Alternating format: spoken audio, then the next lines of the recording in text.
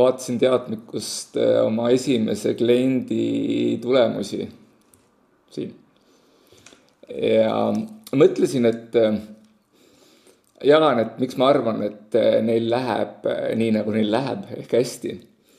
Ja 3 erinevas vaates. Esiteks müügitiim.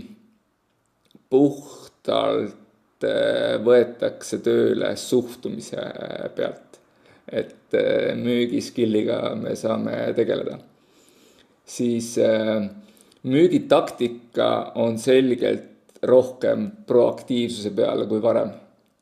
Ja mõtteviis, ma arvan, et suurim on see, et müük on emotsioon ja hind on ainult üks komponent, mitte põhikomponent. Ja see on neile toonud, ma arvan, vägeva kasvu ja vaatame, mis edasi kannatab teha.